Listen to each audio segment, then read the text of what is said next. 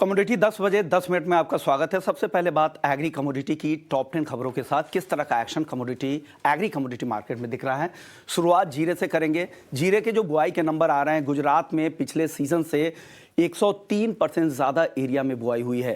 राजस्थान के भी नंबर काफ़ी अच्छे हैं, पिछले साल से करीब 15% ज़्यादा एरिया में राजस्थान में भी बुआई है, यानी जो बुआई के नंबर है वो काफ़ी ज़बरदस्त दिख रहे हैं। वही वजह है कि कल हमने जीरे में देखा कि 5% तक गिरावट दिखी।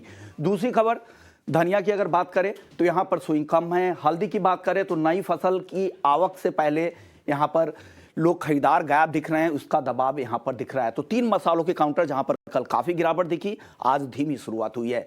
चौथा काउंटर ग्वार को लेकर, ग्वार गम महीने भर में 10% और इस साल 19% तक टूट चुका है।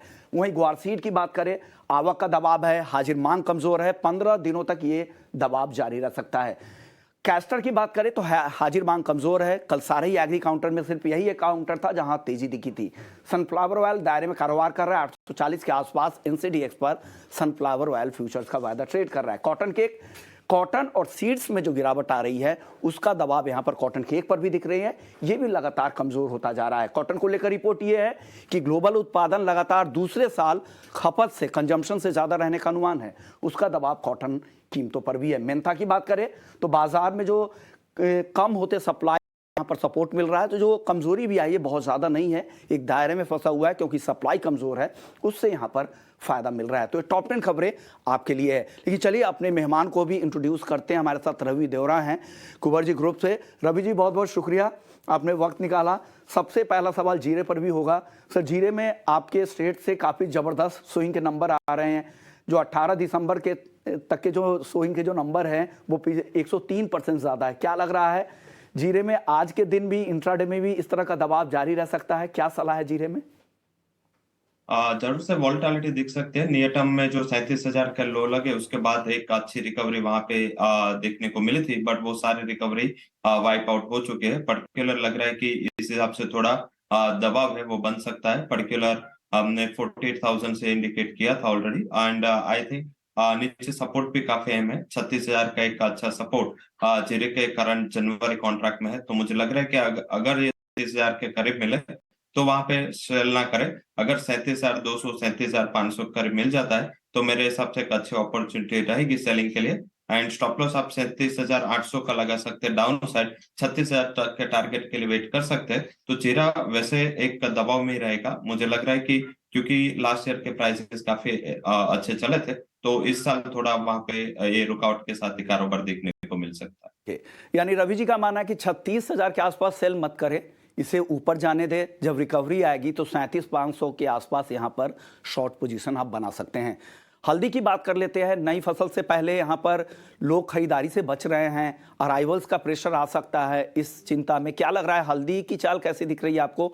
अप्रैल कॉन्ट्रैक्ट में बताइए क्या करना चाहिए?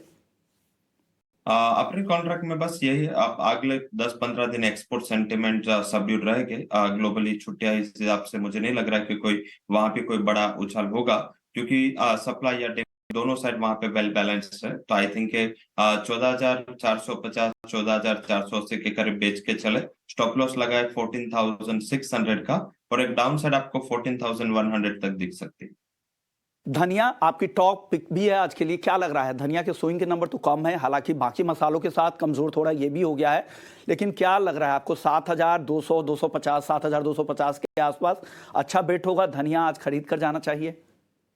जरूर से ओपनिंग प्राइस पे बाइंग की रिकमेंडेशन रहेगी। वहां पे वैसे देखे तो 2 साल से जो ज्यादा सोइंग हो रही थी, इसके बाद ये पहले साल है जहाँ पे सोइंग काफी कम है। एंड प्राइसेस भी आई थिंक मुझे लग रहा है कि ये लेवल से सपोर्ट में रहेंगे।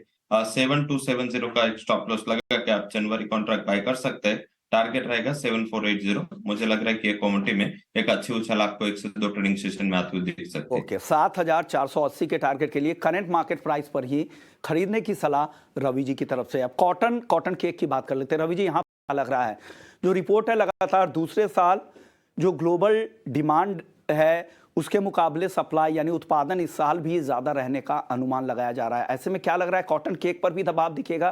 क्या कॉल है आज के लिए?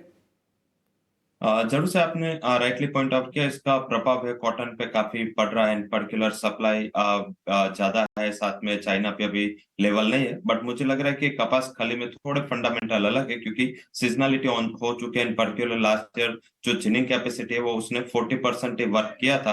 तो इस हिसाब से आई थिंक ये पूरा पाइपलाइन खाली है। कपास खली में बाई करे 2780 के करीब मेरी बाइंग की रिकमेंडेशन रहेगी। 2880 के टारगेट के लिए 2730 के स्टॉप लॉस के साथ बाई करें। वहां पे मुझे लग रहा है कि आज एक्सपायरी का दिन जैसे खत्म होगा, कल से एक अच्छी रिकवरी की ट्रेड दिखनी चाहिए। 380 यानी जो गिरावट आई है हो सकता है थमने की उम्मीद है, और आज शुरुआती टिक्स आप देख भी रहे हैं, यहां पर रिकवरी दिख रही है। तो 2880 के टारगेट के लिए कॉटन सीड ऑयल के खरीदने की सलाह रवि जी की तरफ से आ रही है। चलिए एग्री मार्केट के बाद अब नॉन एग्री मार्केट का रुख करते हैं। गोल्ड और सिल्वर आज कैसा दिख रहा है आपको? आज किस तरह की चाल रहेगी? क्या ये तेजी बढ़ेगी? और 75,000 रुपए के ऊपर क्या चांदी खरीदारी की सलाह देंगे क्या रवि जी?